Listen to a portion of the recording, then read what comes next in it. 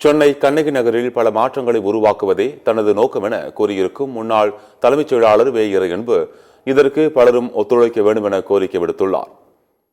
சென்னை கண்ணகி நகரில் சுமார் 25,000க்கும் மேற்பட்ட வீடுகளில் 1,00,000க்கும் அதிகமான மக்கள் வசித்து வருகின்றனர்.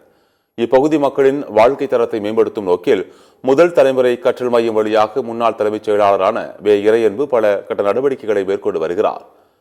மாணவர்கள் மத்தியில் கல்வி குறித்ததான விழிப்புணர்வு, பெண்களுக்கு சுயதொழில் கற்றுத்தருவது போன்ற நடவடிக்கைகளில் வே. இறையன்பு ஈடுபட்டு வருகிறார்.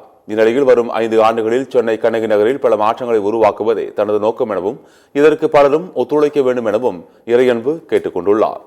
1,20,000 பேர் இந்த பகுதியிலே குடியிருக்கிறார்கள். 20,000க்கும் மேற்பட்ட குடும்பங்கள் இருக்கின்றன. அதனால் இங்கே அவருடைய வாழ்க்கையை மேம்படுத்துவதற்கான நடவடிக்கைகளை அரசு துறையை சார்ந்த பல்வேறு நிறுவனங்கள் எடுத்தன. அதன் பலனாக முதல் தலைமுறை மையம் என்று உருப்பெற்று இன்று இங்கே பல பயிற்சிகள் நடந்து கொண்டிருக்கின்றன. 272 மாணவர்கள் முதல் தலைமுறை பட்டதாரியாக இந்த பகுதியில் உருவாகி இருக்கிறார்கள். அவர்கள்தான் இந்த பகுதியிலே படித்த முதல் பட்டதாரிகள்.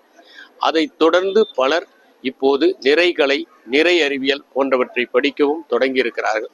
அவர்கள் பல பணிகளை பெறுவதற்காக முயற்சிகளை மேற்கொண்டிருக்கிறார்கள்.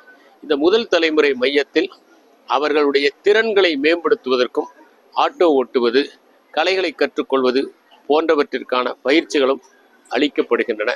இந்த பகுதியில் மிகப்பெரிய மறுமலர்ச்சி ஏற்படுத்துவதும் நோக்கமாக கொண்டு நாங்கள் செயல்பட்டு வருகிறோம்.